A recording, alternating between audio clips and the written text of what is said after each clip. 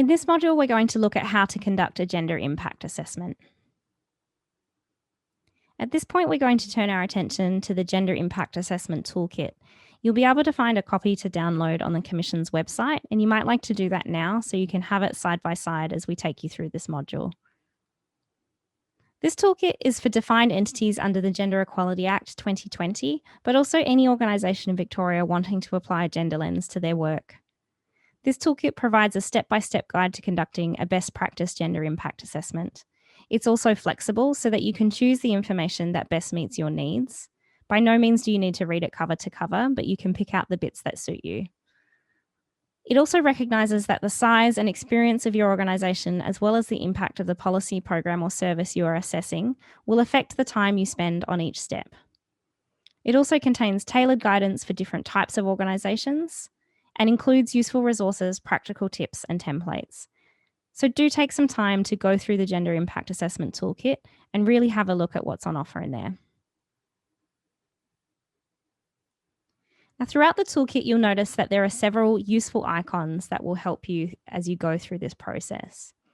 The first icon there indicates suggestions and useful information to assist with applying a gender lens. The second icon signposts resources which provide additional information and further reading. The third icon provides tailored questions and suggestions for defined entities, including local councils, universities, and public entities. The next icon indicates information to support you to apply an intersectional approach to your gender lens, so that blue icon there. The next icon with the arrow suggests ways that you can extend your gender impact assessment to go the extra mile, particularly if you're experienced in gender analysis.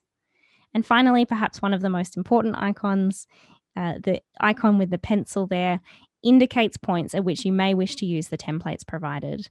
It's also worth having a look at the Commission's website and downloading those templates because the toolkit is really designed to use with those templates in mind and to be used in conjunction with those templates. If you follow those templates, they will take you through the process of conducting a GIA. On page 16 and 17 of the toolkit, you'll find a very handy 2-pager, an overview of the 4 steps of conducting a GIA. So step 1 is where we define the issues and challenge our assumptions. Here we define the problem that our policy, service or program is trying to address and make sure that this definition considers how gender shapes the issues. Step 2 is where we understand your context. So we collect evidence to understand how gender shapes the context and the policy problem that you're looking at.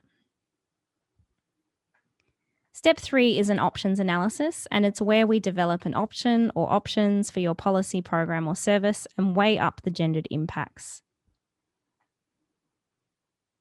Step 4 is where we make recommendations.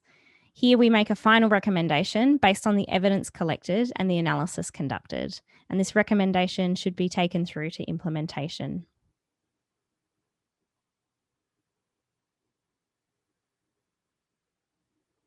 We like to think of a GIA as a process. As you start to undertake GIAs in your organisations, you'll really start to notice that each GIA is going to be very different from the last. Essentially, if you follow these 4 steps, the process is what's going to be similar and the process is going to be the same. So we're going to take you through the process now. Turning our attention to a really simple hypothetical case study in which we can sort of think about how to apply this GIA template system and these 4 steps to a hypothetical case study and how we might conduct a GIA. So if we were to take a hypothetical public transport safety policy, and let's say in 2021, your organisation is developing a public transport safety policy to guide implementation of safety measures across the public transport system.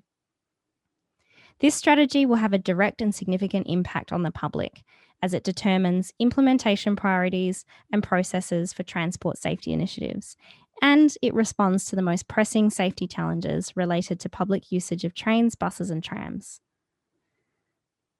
So here, as part of a policy development, you might think of yourselves as being responsible for determining the pressing safety challenges for users of your train, bus and trams network. How will you ensure a gender lens is applied to this work? Now, even if this is nothing like a GIA that you would conduct in your real roles and organizations, thinking about this as a process is going to help you understand the next steps for the GIA.